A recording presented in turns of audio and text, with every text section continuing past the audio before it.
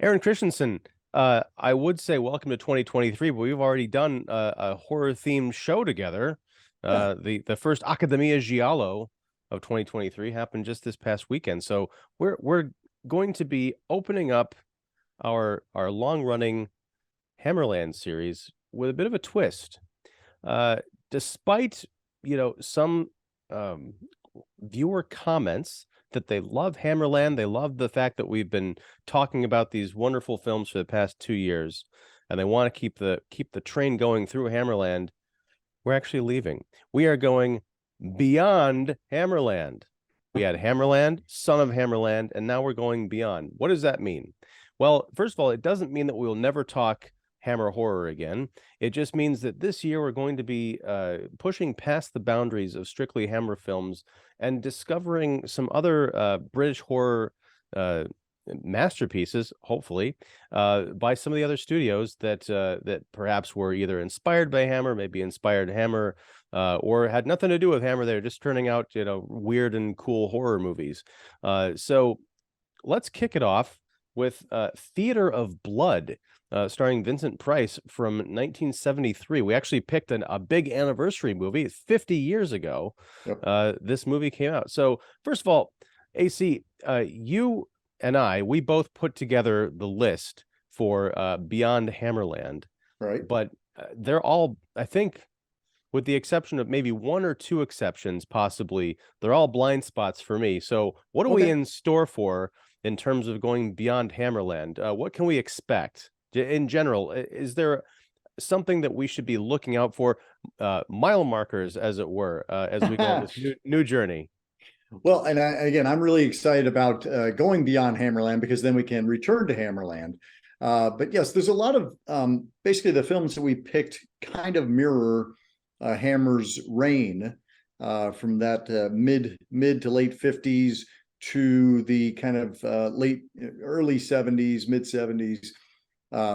So we were picking some really solid British horror that was happening at the same time. I mean, Hammer really did open the gates for a lot of horror, which is not to say there weren't really quality films coming out of Britain and Europe overall. But I feel like after Hammer showed that horror was big business again, a lot of British studios and American studios that were based in Britain, like Universal, had its studio in London. So yeah, I think what we're looking for is another exploration of horror with an accent, but it's going to be it's not the same. There's not that same Hammer feel. We aren't always using Bernard Robinson's amazing sets. Some of these are on location. Some of those are on, in big studios. I think a lot of these films were from major studios, so they had a bit more of a budget and a bit more star power. They did not rely on their usual crew, which, is part of the charm of Hammer. But I think we're going to get a wider palette as we go beyond Hammerland. Now, the first Hammerland series we focused exclusively on movies featuring the heavy hitters, Dracula and Frankenstein. Right. And then in Son of Hammerland, we delved into science fiction, like space aliens, but also vampires and other kinds of interesting takes on classic monsters. Are we going to find some of that in Beyond Hammerland, or are we going mostly into kind of new territory all around? You're going to see some, there is some Gothic influences for sure. But I think what you're going to find is that, like there's a British quality to it that isn't necessarily a Hammer. Because again, we tackled in the first season, we did mostly the big Gothics. And when we did Son of Hammerland, we had some Gothic in there, but we also had some, kind of more modern tellings, kind of like Scream of Fear, with our kind of like our psycho knockoffs. So yeah, I feel like we're gonna get a little bit of everything, and like the theatricality, that we see in tonight's film. That's kind of there's a lot of just exploring different venues. You're going to see some great haunted house and haunting and ghost films, but there's also some kind of there's some well, again, as we saw tonight, like there's a kind of a precursor almost to the slasher movement, in that it's not necessarily about, you know, who's going to get it. We know who's going to get it, and the question is, how are they going to get it? And I think kind of like that's what I love about this film, is it kind of ushers in the idea of the creative kill, which I figured would appeal to you. It did. What I was not prepared for, and again, this is a perfect blind spot for me, Theater of Blood. And I don't know if you were trying to set me up in some ways. I won't stand for it. It's a movie about film critics, or actually theater critics in general, getting it. There's a killer getting sweet revenge on the critics that wronged him and ostensibly destroyed his career. So thank you for that. I did twinge a bit in recognition during some of these scenes, but yeah, let's talk about it. Right, this is also, I think, the perfect film to kick off this series. Again, not having seen most of the movies we're going to talk about, but you do have that gothic kind of horror element, because Edward Lionheart, who's played by Vincent Price, is a classically trained Shakespearean theater actor, who is kind of obsessed with the past, obsessed with the plays of Shakespeare and the romanticism of those, you know, those lovely words of the bard. But he's also living in 1970s London, which we kind of got a taste for in Dracula AD 1972 a couple of years ago. So yeah, and as you mentioned, there's a precursor to the slasher. This also reminded me of a film that I don't think we're talking about this year. At one point it was on the list, but The Abominable Dr. Phibes. Right. And we'll definitely talk about that, because it very much factors into the context of this film. And that's because I was having serious deja vu. I haven't watched that movie in probably 10 years, but I do remember thinking that it was sort of an inspiration, perhaps, at least spiritually, to the Saw films, which I was a big fan of back in the day. But yeah, these gigantic setups, theatrical setups for revenge against people. And I thought there was some element of those being critics as well. We don't have to get into it right now, but was that the case? Who was he going after in that movie? So in Abominable Dr. Phibes, which came out in 1971, we had Vincent Price. He was kind of a scientist slash composer, and his wife dies in a automobile accident, and he blames the surgeons for not being able to revive her.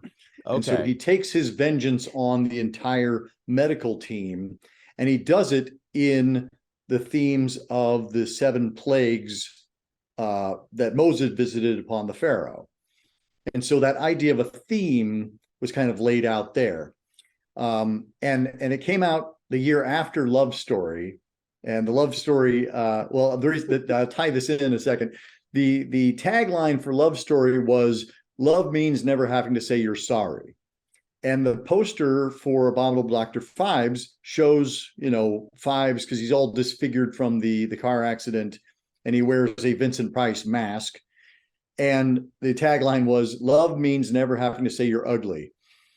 And it was, so it already kind of had a cheeky quality to it. And the reason why, because Abominable Dr. Phibes was indeed on the list, and it did come first. And once again, I'm like, well, let's go down the road just a little bit, because we would have seen Dr. Phibes, and then we would have seen Theater of Blood, once again leaving out Dr. Phibes Returns, which, because it seems to be a theme for me that I only want to watch the first and the thirds of trilogies. But anyway, so Dr. Phibes, my issue I have with Dr. Phibes is that it has this great setup, and it has these wonderful creative kills that are inspired by the plagues. What it doesn't have is, because he's wearing a, quote, Vincent Price mask, which is obviously just Vincent Price not moving his face much, and you kind of miss out on all the things that make Vincent Price awesome. You know, all of his movement and his facial expressions and his waggling eyebrows, like all the things that just kind of make Vincent Price are kind of stripped away, because he's got this immobile expression. And he's also talking through this like tube through his neck, and it's kind of a mechanized quality. So he again loses some of the vocal inflections. So that's what and there's so much kind of just weirdness in Phibes. I think it's absolutely worth seeing. But then we go to Return of Dr. Phibes, where there's less thematics. It's more just kind of like, let's kill a whole bunch of people in creative ways, but there isn't like a running through theme. But they allow Vincent Price to actually start smirking and waggling eyebrows again. I'm like, okay, so it's like if we put the two of those together, we would have something great. Hey, wait a minute. In 1973, let's put the two together and have a wonderful theme. Have Vincent Price at the height of his powers and being able to use all of the tools at his disposal. He gets to play like, 8 different characters and more, with lots of nose putty and beards and wigs and costumes. Like he's just having a ball. And that's what we love about Vincent Price, is that he always seems to be enjoying himself. I have never seen him enjoy himself more than in this movie. And this was apparently his personal favorite of all the films that he did. So that's why I wanted to kind of point ourselves toward this one. And I'm curious to hear what you made of it. Well, I'm glad you steered me this way. I am not as familiar with Vincent Price as I should be. I think I've seen less than a handful of his films, and I always enjoy him, in his movies, because you're right, he does seem to have this sense of joy, and that really does come out in this film. We'll jump ahead a bit, but in the climax. By the way, we're going to be talking spoilers, folks. So if you haven't watched the movie, please check it out. There's a bit where his character is burning down the theater that is his lair. And this is 1973 or 72 when they're filming it. So this isn't the era of special effects or necessarily stuntmen. He is holding a torch and burning down part of the set. Yeah. And you can there's glimpses on his face, because they don't do cutaways or anything. You can see him lighting the stuff on fire, and you can see him acting, but you can also see him acting as this character, this Lionheart character, thinking, hey, I'm going insane. I'm probably going to die, but I also get to send this stuff up in these great flames. Isn't this cool? Yeah. So it's in character, but it's also, you feel like an insight into the actor, almost like when you see Tom Cruise do those crazy Mission Impossible stunts where he's driving a motorcycle off of a canyon and a parachute flies out. You're like, no, I don't want a stunt person to do it. I want to get to play with the toys. So yeah, that sense of joy definitely comes through. And he has, I didn't count, but he's got to have way more costumes than just 8 in this movie, because his deal is, let's just do some setup. In 1970, he was up for a Best Actor award for the London Theater Critics Circle. Critics Circle Award, yeah. Right. And he was so sure that he was going to get it because of his, I guess, his own sense of his self-worth as an actor, that I guess and this, we only get this in as told to us by one of the critics who's recounting it to, I believe, the police or something. They made the announcement. He actually stood up right before they announced the name, and it turns out it was someone named William Woodstock got the award, and Lionheart was so embarrassed that it sort of drove him over the edge. We find out later that he actually stormed into the, I guess, the hotel suite or the offices of the Critics Circle or whatever. Awards, right? Right, they're all sipping champagne in their tuxes, which I think it's just so cute. Like, I wasn't around back in 72 and swinging London, but I just know that modern critics groups, that's not how they do their award shows. There's no tuxes and champagne involved, at least not the ones I've been involved in. But he bursts through, he gives this kind of grandiose, indignant speech, and then hurls himself off the balcony of this impossibly tall window, while clutching the statue that he wanted to claim as his own because he felt he deserved it, into, I guess, the Thames, and it was assumed that he died. We find this out much later in the film. Earlier on, a lot of these critics just start being invited places or being snatched off the street and ending up in this abandoned theater, which is the lair of Edward Lionheart, who is mysteriously back from the dead. He gives these one-scene performances of classic Shakespeare plays before dispatching each critic in a manner that is true to the Shakespearean play. Now, I'm not, again, as familiar with Shakespeare as I should be, but I did recognize some of the beats. One guy gets drowned in a cask of wine. There's a fencing duel in a gymnasium, which has to seem to be believed. It's like, it's weird to see a life and death sword match involving trampolines where you can see basketball hoops in the background, but it's still great and Yeah, tense. yeah. And so it's a big mystery. Like, how is Edward Lionheart back from the dead?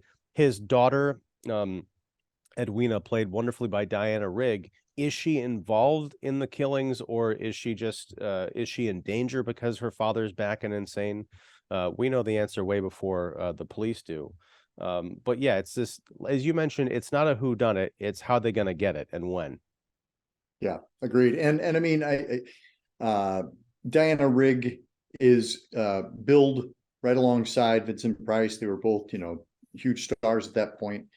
And they both seem to be having a great time. Actually, everybody seems to be having a great time. And that's another thing I love about this film, is that, we have these wonderful British character actors playing our critic circle, and all of them really seem to be having a good time. All of them are given a showcase scene, like it's an ensemble piece, but every person gets their moment facing off against Lionheart. And I think that's just part of the delight of it. And I don't know if you recognized Ian Hendry, our main character, Devlin, but he was our lone swordsman in Captain Kronos in the bar that you appreciated so much. And I That's said, you'll be right. seeing more of him soon. Here's the thing. I recognized him. I couldn't place him from where, except in this movie. I think it's because it's the 1970s and he's in a suit for most of the film. I kept thinking he looked like Joe Biden looked in the 1970s. Like, it was uncanny. I was like, what am I watching here? And then later on, there's a scene where I think it's the one female critic of the group. She goes to get her hair done, and of course, it's her undoing. But she's got a bodyguard who's like a British beat cop, Bobby. Right. And from a lower angle, he looks weirdly like Jeb Bush. I don't know what was going on in this, Wow, but so political. I know, right? But no, it is. Help me out with something here. Sure.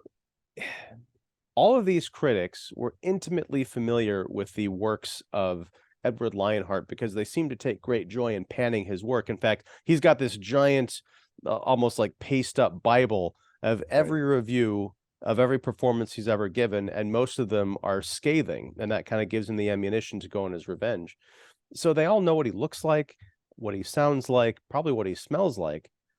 When he shows up in disguise, I can understand sometimes it's like shadowy figure situations. Like the first time we see him, he's disguised as a cop and he's all in shadow. And he leads the first guy into an abandoned kind of building somehow, and there's all these vagrants there that he's supposed to be rousting because they're not where they're supposed to be.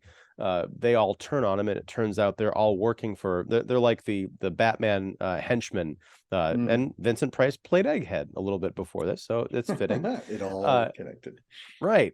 But my question is, there are too many of these kill situations where he's showing up, he's in disguise, but yet he's talking to them, even as other characters. Right. Vincent Price has an unmistakable voice. Sure. I mean, it's almost like a Superman situation with the glasses. Like, some of these people don't realize that it's him until he rips off the fake mustache, even though he's been talking the entire time, 2 inches from their face. Just going to have to go along with it. There's no defense for that. He is unmistakably Vincent Price at all times. We wouldn't want him any other way, but yes, it does call into question, like, how do they not recognize? Or maybe they just like go, oh, well, he's dead, so delete that file. Don't have to recognize that anymore. Look, and this is nothing against Vincent Price. I love his voice, but it is. I don't think I've ever heard of anybody who sounds like Vincent Price. No, he is Vincent Price, and that's why Michael Jackson tapped him to do the Thriller rap. And it's like, yeah, you're right. Like, there is no one like Vincent Price. There's also, just on that note about Thriller, the way he says corpse shell, like, the only way I can describe the way he does the S is like it's wet. I can't quite corpse shell. Wow, so good. All right, so what's your history with Theater of Blood? How did you come to experience Oh my gosh. Well, this is funny because this is one of my favorite stories. When I was 10 years old. We were supposed to go and see Theater of Blood as part of a Halloween birthday party. It was a reissue of Theater of Blood in 1978. And so we, like all these 10-year-old kids are all gathered around. Now, again, this is clearly someone hadn't done their research, because this is not a movie for 10-year-olds. So we all get to the theater, and turns out like our chaperone or whomever has the time wrong. And so we don't get to go see Theater of Blood. We turn and we're like, well, what other movies can we watch? And there's a little movie called Halloween, 1978. A whole bunch of 10-year-olds in there watching Halloween and just dying. Like, we left that place, shells of our former selves. So I did not get to see Theater of Blood at that time, but I did come back around to it in my 20s, because we were watching it as part of our theater in college. And because we cover, he covers, I think, like 10 different, hang on, 1, 2, 3, 4, 5, 6, 7, 8, 9, 10. Yes, 10 Shakespeare plays get covered over the course of the film. And, like, I was a horror fan and a theater kid, and I was like, this is the greatest film ever made. And so that's my background with it. And I've, since gone back and revisited it numerous times, because it's probably my favorite Vincent Price, although I do have a soft spot for his work with Roger Corman and the Edgar Allan Poe adaptations, which were the ones I saw him in first. So I have a soft spot for those. But I just think he's given so much to do in this one, and he's clearly having a good time. He was 62 years old at this point in his life, and like he was a legend already, and this just kind of like gave him his crowning achievement. It is a brilliant performance, and also the writing is just so strong. Yes. Because he doesn't necessarily want to kill all of his critics. He wants to destroy them. And in one particular case, that nuance really comes into focus. There is one who has a wife, and he's a very jealous man. And so Lionheart plays the long game by setting up himself as a masseuse for this wife, who he comes to visit while hubby's away, I guess, reviewing plays or something. Except one day he arranges for, or he sends a message to the husband, like, you might want to stop by your house at 2:00 in the afternoon and see what, very carefully making it so that Lionheart in disguise is seen going into the lady's apartment. She actually hails him from the window. He goes up, starting giving her a very vigorous massage, which maybe this is where the sitcom trope came from, or the bad movie sex comedy trope of like someone's getting a massage in a room, but it sounds like they're having rough sex and someone's outside the door going, ooh. And that happens here, except the husband, like before Jack Nicholson with the axe in The Shining, this guy busts through the door with his hand. Punches his way through the door. And it's kind of the classic Jerry Springer question whenever they have like the cheating spouses, and the big reveal on stage, and like the woman who's been cheated on is always angry at the other woman instead of angry at the guy. Like, right. There's that kind of misplaced, like, it takes two to tango. The husband like pushes Lionheart disguised as the masseuse out of the way and smothers his wife to death with a pillow. And you can tell it's so weird, because you're just like, it looks like he feels really bad about it in the moment. Like, I wish I didn't have to do this. Yeah, I'm sorry I have to do this, honey. Yeah. And of course, Lionheart's just like stepping back, and you can kind of see him grinning in the background, like, oh, this guy is such a dope. And then the punchline to this is, yes. So Lionheart leaves the apartment. He finds a beat cop like hanging out on the corner. I think he affects like a French accent or something. It's like, I think it's like Irish, or Irish, yeah. Oh, excuse me, constable. There's, I think a man just murdered his wife upstairs, and the guy just says, "Oh, thank you, sir," and he takes off. Like, thank you for the information. Yeah, I will pick up that gum wrapper over there. What? Oh, it's so good.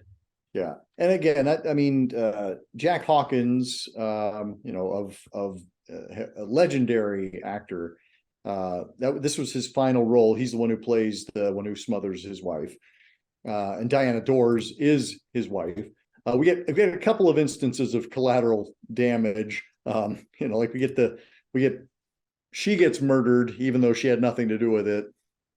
Also, our police sergeant gets killed when they take the car away and basically like plant it on she takes the car away and plants it on the train track, and you kind of hear him over the walkie-talkie meet his demise. So Because he was in the two trunk, right? yeah, he was in the trunk. So you get like Yeah. two cases of collateral damage, in addition to all of our critics. So I think it's although Ian Hendry is threatened twice and doesn't die, but everybody else meets their maker. So we have like body count of I think like 11 victims. You know, the Ian Hendry case, he plays Peregrine Devlin. Even the names of the characters in this movie are so theatrical and over the top. It's great. Yeah. But in the fencing scene that I mentioned at the top of this, he's going to, I guess, a fencing club event or something, or practice. Yeah. His regular partner isn't there. So there's this mysterious guy who offers to fence him. And of course, he takes off the little ball at the end of the sword so that it's no longer safe fencing. So they both start fighting for their lives, essentially, and there are trampolines involved.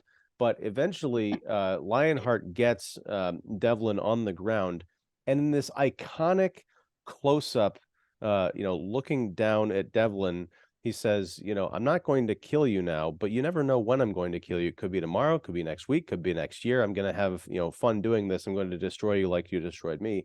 But there are a couple of different like hero shot close-ups of Vincent Price in this movie that look like they are, Basil Gogos paintings. Mm-hmm. Like it's almost impossible to believe that these images were captured with film. Yeah, no, I agree. And that's one of the things I love. I mean, Douglas Hickox, who directed this, is Douglas, right? Sorry, I just want to make sure I'm not misspeaking. Yeah, Douglas Hickox. Yes, Douglas. Yep. His first film was The Giant Behemoth, which is like a giant monster movie from England, from 1959. And like he does just such great work. And I love the tone on this one. You can tell me what you think, but I think the tone on this one's so kind of interesting. Like it's not jokey. It's not but it's not played straight either. Like there's a heightened quality to it, but it's like a grounded, heightened quality, which I feel like is obviously a juxtaposition, but like I feel like there's just such a really kind of rich tone of it feels real even within theatricalism. And I feel like that's kind of the best of all Shakespeare performances.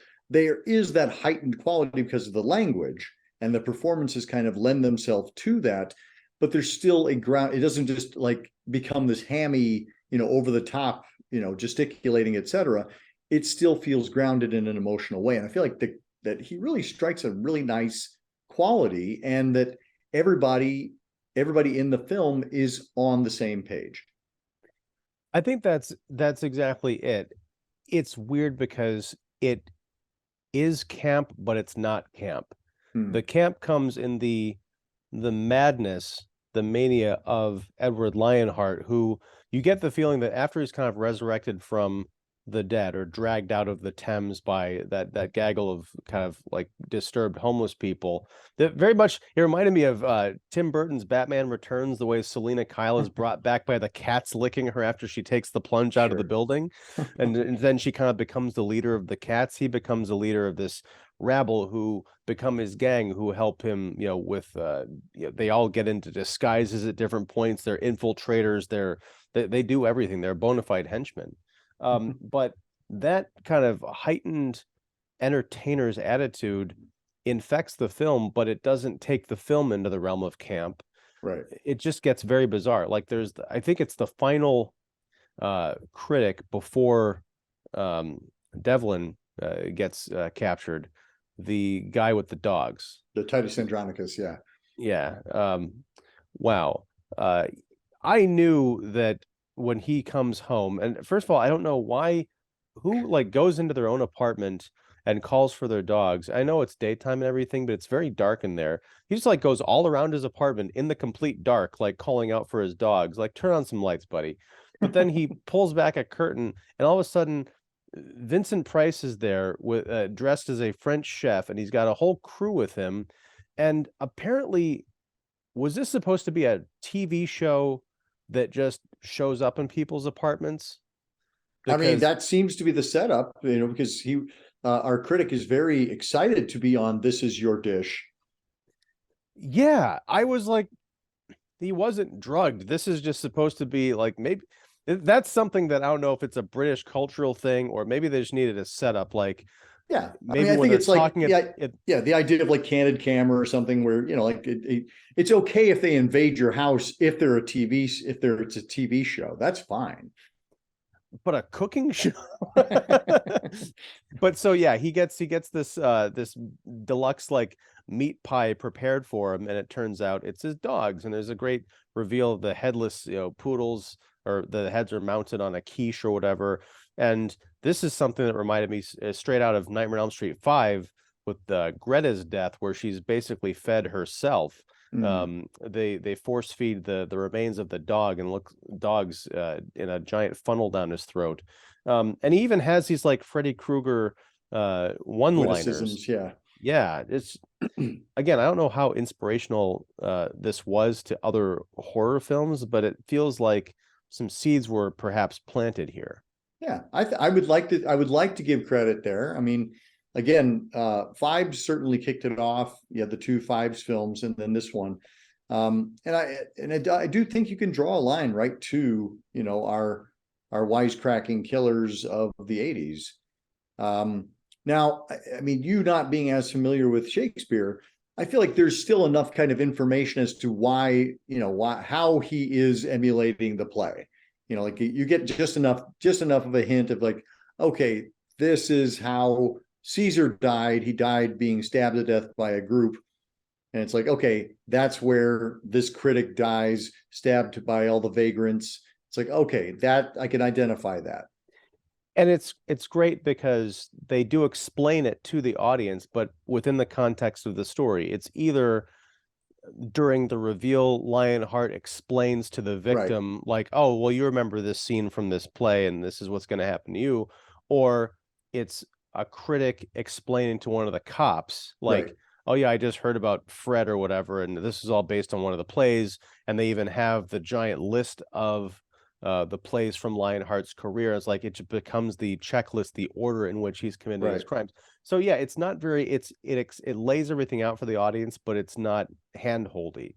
It's like it's great because you can have never heard of Shakespeare, but get it. And I think also really want to read Shakespeare after this is Yeah. over because half the stuff in here is like, wait, that happened in that play? I had no idea that's what Othello was about. Yeah, you don't realize just how like bloody and violent like Shakespeare was. And I will actually kind of that's a great kind of segue is that like the violence in this movie is pretty hardcore. Like that Mhm. opening sequence of Michael Horton being murdered by the vagrants, it's like, there's just blood everywhere. You have beheadings, you have, electrocutions, you have people being stabbed with spears. It's like, there, if you're a horror fan looking for some gore, you'll find it here in 1973. Definitely. The final setup with Devlin kind of strapped to the chair, and the whole idea is there's a track that's been mounted above his head, and there are these two daggers that have been dipped in like molten fire, or whatever. They're heated daggers. They are going to be released by a sandbag that's running out. They will speed down the track and stab out his eyes. So he will still, assuming he doesn't die of a heart attack, the idea is he's going to survive that, but live the rest of his life blind and, ruin his life as a critic, yada, yada, yada. Right. But there's a great shot where we see from Devlin's perspective this kind of wavering track with these daggers that are about to come down on us, and Vincent Price in the middle, often kind of the distance, like just eagerly waiting for it to happen. But Devlin is also telling him off, like, I'm not going to give you the satisfaction. And you can Right. just see it eating him up. I was, getting a little bit tense watching that, just that POV shot. I was like, because it really put me in the place of this guy. Yeah. Like he's stiff upper lip and everything, but he's in for a world of hurt potentially. Yeah, and well, and I think we have a lot of imaginative framing throughout this film. Oh God, there's the scene where the guy gets dragged by the horse, that shows up at the funeral, and like when they flip him over, you're like, ooh, that's nasty. And there's two really lovely scenes where Price gets to play Shakespeare within the context of the film. One of them is when he recites "To Be or Not to Be," as he's contemplating, jumping to his death, considering suicide. And you get to, it's like, oh yes, this is a true, contemplation of whether to live or not. And he opts to, throw himself off. And at the end of the film, which is the daggers are coming toward his eyes. That is a reference to King Lear, where Gloucester is blinded. And when Diana Rigg is struck by one of the homeless people and starts to falter, we think she's going to die. He begins the scene of Lear and Cordelia, where just before Cordelia dies, Lear cradles her in his arms, and he's speaking, like, "You are men of stone." And like the whole ending of the movie is the end of Lear, and you're just like, oh my God, this really works. And I've always the screenwriter. I feel like I just wish he had gotten more. He did. What's his name is Is it Anthony Gravel? Anthony Greville Smith, which is a wonderfully British name. But he did not have like a huge career, and I'm kind of like, maybe it was because this was a horror film, but I just feel like there's so much going on here that is in the script. It's on the page, but it's like I would have given this guy many more gigs. So I don't disagree with you, but I'm sure he probably would have liked to have had more gigs as well. But it's like, if you've got a movie like this under your belt, it's like, you don't really need to try and top yourself. Yeah, well, yeah. But speaking of that ending, there is this great kind of climax where the theater's burning. Mm-hmm. He's taking Edwina crawling up the side of the theater, and you think he's gonna do a repeat of what kind of kicked this all off and just jump either into, I don't know if he was anywhere near a river or just like jump down into the street. Right. But he gets caught. They both get caught up in this unexpected blast of fire, and then sent flaming into the theater, not even off the side of the building. I was kind of disoriented. I'm like, what? Oh, that's where they were. Yeah. And it's just this beautiful death shot. And the capper of the whole thing is down on the ground, Devlin and the inspector that he's been with. Devlin says, what's he say? He was overacting as usual, but he did know how to make an exit. This is the critic who had just survived this horrible ordeal, which in part was inspired by the fact that he was an asshole along with his friends. And you can just see the cop. He doesn't say anything, but he's kind of like, really? Yeah, right. You were the one who made it out of this. And the devil just kind of like turns and exits frame. Yeah. Milo O'Shea plays our inspector, and he's another great, character actor from the 70s and 80s, and he has those just marvelous black eyebrows. It's just so much fun watching these performers, many of whom, you'd seen throughout their careers, and here they were kind of like having this lovely time together. One of the first things that struck me about this movie visually was the sort of the background players who are playing the homeless people. Mm-hmm. Aesthetically, this is 1973. The movie I'm about to reference came out 2 years earlier, but the rundown theater and this kind of like horde of like oddly dressed, half theatrical, half like vagrant, something like Kanye Westwood design. Vagrants reminded me of the rival gang from A Clockwork Orange that we see in that rundown theater that opens that movie. I'm like, I don't know if there's an inspiration there, but it was a really interesting callback. Yeah, agreed. And I mean, I think you're right. Like there is that kind of it's a similar visual aesthetic. Yeah, I mean that was futuristic London. This isn't quite the same, but even though in Clockwork Orange it was a London of the future, it was very much still, it looked like London. There's not like spaceships flying around, so there definitely was that kind of I a think shared aesthetic. I think part of it is also just there's a lot of, it seems like it's being shot by natural light. Like a lot Hmm. of that, like it just there's a feeling of this being captured like in real time, in the real moment.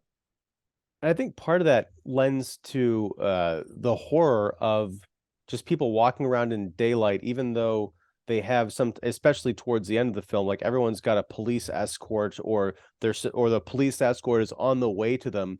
It's that Right. vulnerability of like, I'm just walking around doing my thing, and I can easily just walk in the wrong door and no one ever sees me again, except my mangled corpse. I do love that, like, like the cops are not made out to be the best keepers of the peace. Like almost all of these witnesses are, I think like three murders occur before they say, okay, we're gonna watch all of you now. And like all of them are under some kind of observation and everybody dies. It's like, huh, not the sharpest tools in the shed there. It's a little bit of crossover from our Academia Giallo, in some cases. Um, I was surprised, and they never comment on it. This is just something I kind of took away, was it's a revenge picture, and they Hmm. keep bringing up this William Wood, Woodstock. yeah, guy who won the award instead of Lionheart. I would have thought that in a different horror movie, perhaps, this guy would have been on the list. Sure. But the fact that he's not, he never even appears in the movie, I don't think, it almost speaks to, Lionheart isn't mad at him for winning the award. Right. From his perspective, he won fair and square, and he probably respects him as an actor, not nearly as much as he respects himself, because this guy's sense of ego is way inflated.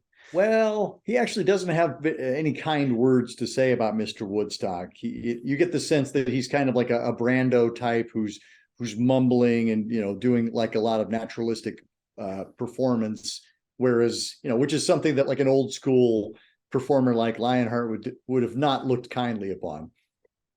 Okay, possibly, yeah. I'm trying to finally thread this. He probably doesn't like what he Right. does, Yeah. but he respects the fact that he's doing something that is earning him acclaim honestly, even if it's not something that he would prefer. It's like, these new age kids and their, method acting or whatever, that's all Right. BS. But at least he's, the critics Well, chose him, they were wrong, but it's not his fault that he right. won. I think that's right. Like the fact that he doesn't target his fellow performer, it's like it's not it's not Woodstock's fault that the critics were wrong, you know, like it's the critics' fault. And so he rightly targets them. And it's funny how like each one of them, like was assigned a different a different night at the theater to just, savage his performances. I'm also kind of like to do 10 Shakespeare plays over the course of a year. That is a wildly ambitious program. That's a very very ambitious schedule. Was it only a year? I missed like Yeah, because he was the supposed to get time the best period. actor, is the best actor of the year, and it was his season of Shakespeare that he expected to get Oh, the award for. And the idea of like him staging 10 Shakespeare productions over the course of a year, I'm like, Chicago Shakespeare does like, like six. well, I mean, we don't know anything about these productions. It could have been him like doing a one man play for all of these or something, Sure, sure. here one week and close the next. Um, but no, it's I did, for as much as the people who made this movie, again, from my perspective, don't know how critics groups work or celebrate. Um, I did think that they got some of the insights into the character of a critic pretty well. Hmm. Because I think one of them says, as they're being confronted or about to meet their doom, maybe it was even Devlin during one of the encounters, saying like, we were trying to, or I was trying to encourage you to help you improve, to better yourself.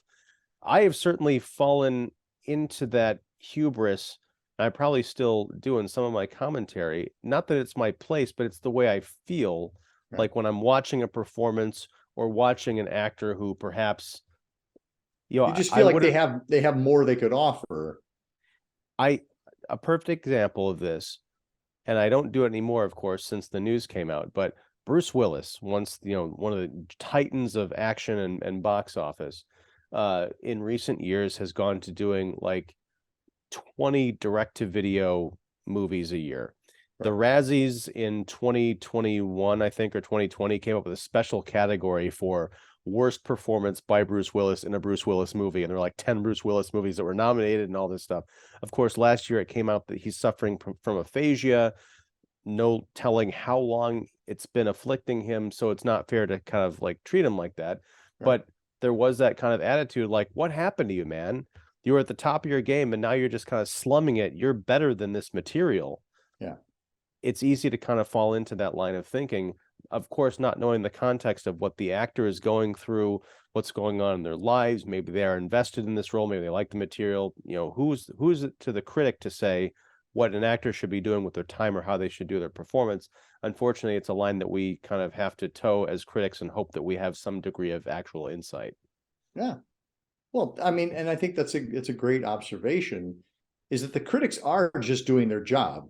I mean, they are somebody with an opinion, and it's only an opinion. Hopefully it's an informed opinion, but it is just a person with an opinion who happens to have a platform, whether it be, a newspaper or a podcast or, like a blog, like that's really, and I've said that for years as an actor.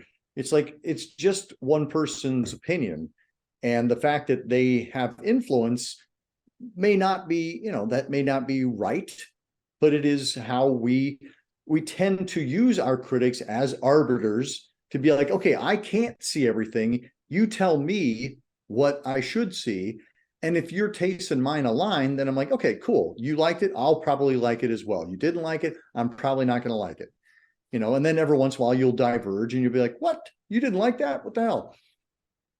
Well, it's also interesting because we're talking in the context of Theater of Blood, we're talking about theater, Mm-hmm. not movies. So I imagine it's kind of a different ballgame, especially back in the 70s in London. You probably had this panel of 10 or whatever critics were probably the tastemakers Oh yeah. of the town. And I think it was yeah, Lionheart did go off on one of the critics saying like, how dare you? You know, you criticize my performance, but you also don't take into account the people who made the sets, the directors, the everybody it takes to put on a play. You're dismissing all of their efforts with a few, you know, pithy lines, Right. which is something that you know, Michael Keaton in the movie Birdman, which was also a movie about, you know, kind of Broadway. He has an encounter with a critic and he kind of lets her have it in what I think was a pretty brilliant exchange. But in that case, theater tickets, I imagine back then are kind of like they are now. It's not like, oh, I'm going to rent this movie for $4. It's like it's a night out. It's an Yeah. investment for each ticket. So if you're telling someone or a city, hey, this production is not worth your time, that can ruin people. Oh, sure. I mean, that's absolutely the case, and that was always the case on Broadway. You had certain critics who could make or break a play. And to a lesser extent, that's true of, like the major papers here in Chicago. Like if you get a rave, you're gonna do well. And if you don't, you probably won't, because again, there's only so many productions you can see. Chicago's a great theater town. There's like 100, plays going on at any time. And so you can't see them all. So you lean on the critics to say, hey, what did you like? You supposedly know what you're talking about. I'm going to follow your lead. And, yeah.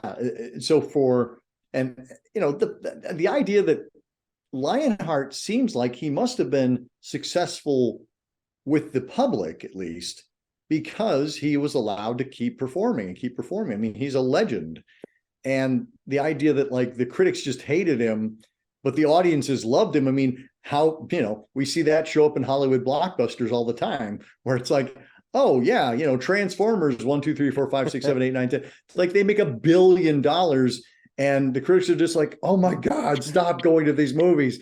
So it's like, there's just no, the critics are going to be the critics. And here we are in award season where we see that all the time, where it's like, this is not the most popular movie with the audiences, but that's not usually who wins the Oscar for Best Picture. Right. I mean, the Oscar nominations came out, earlier this week, by the time this episode goes up, and, Top Gun Maverick Yep. got a Best Picture nod. As It did had a lot of, Avatar. right, which had a lot of people scratching their heads, except for the fact that those were more so Top Gun, because Avatar made a good portion of its money because it came out like the end of December. Right. So it really crossed that $2 billion mark in 2023. But Top Gun Maverick was instrumental in helping a narrative. Movies are back. People are going to the theater again. You Yeah. can't use this excuse of like, oh, it's still the pandemic hangover. No, you don't make $1 billion and people are afraid to go out. So Yeah. it's a great success story. Where does it fall on the artistic merit scale? That's why you've got, other films kind of on that roster. But there is that kind of populism versus, the critics debate that has been the center of Rotten Tomatoes, rows for the last decade plus. It's all a very interesting conversation. And I think Theater of Blood is a film that really captures a lot of that. Maybe it's the eternal question of art versus criticism, and that kind of relationship, that symbiosis. You can watch this movie today, even though it's 50 years old, and find a lot of relevance in it. Plus, it's a damn good time, and it's a damn bloody good time. I agreed. And I'm glad it was fun to kind of, here we are like swerving into like actual social commentary and criticism. But yeah, like this, I think this is a movie that is smart. And I like the fact that it can be, as any good horror can be, it can be smart and it can be bloody and it can be vicious and it can be funny. It's like there is no just one thing, but I feel like this serves up quite a few. Definitely. I do want to wrap up with something that you had said, and I want to ask you about this or dig into it just a bit. You said Lionheart was popular or successful in his time before his untimely death. Maybe I missed something, but what are you basing that on? I'm based simply by the fact that he has been performing as long as he has. If you're no good, you don't get to keep getting roles and keep getting cast and things like that. So I think that's where I'm basing that on, is that at some point at least he had some success, and Okay. he was clearly he'd done a lot of Shakespeare. And that's what Devlin says. He's like, I was trying to get him to do something else, to move into the 20th century, and to do something, reflective of today as opposed to just the past. Yeah, and I think that's sort of the brilliance of that climax. It is the big, kind of Texas Chainsaw Massacre dinner scene of this movie, where you've got representations of all the dead critics there, a recreation of the award ceremony. Yeah, wow. Yeah. And essentially Devlin as the main audience, the guest of honor there, as Lionheart is presented with the award. And it's essentially like, you wanted me to push the boundaries of what can be done in theater. Right? I've done it. Yeah. Like, It's yeah, like I was going to say, it's like Jack Nicholson said in Batman, I make art until someone dies. Yeah. Yeah. I hadn't even thought about that, but yeah, he does. He kind of like takes theater to a whole different level. Like this becomes, every one of these becomes theater for one, like he is putting on a play for the purpose of one audience member, one specific audience member. Like he stages all of this stuff, and it's purely for one audience member. And to like, I think that's kind of, that's kind of extraordinary, because we have all kinds of theater, like where it's immersive now, where you actually will travel through a location, and like there's really there's some fun things where you'll be part of like a dinner party, and like you're over here listening to this conversation, meanwhile this conversation is going on, and you will never know what that conversation is because you're over here, and so you have to go and do it again. And like there were things like that, like your idea of like recreating the award show. I'm like, yeah, like that is theater. Like we are retelling this story once again. Yeah, at one point, I think it's during the second kill, in the setup, he says, "This is live theater with audience participation." Um, Yeah, but the reason I asked about, his career beforehand, because we really only get, aside from the context that you gave, which I think is a great insight, we have Edwina who's constantly talking about how what a great actor her father was and what a success, but right, she's also clearly biased in his favor. So right. I could imagine that both of them were kind of delusional because they wanted it to be true, whereas he was just in these kind of like low rent productions that are, it's dusty old Shakespeare where you've got the up and coming Brando types who are really trying to, get put asses in seats.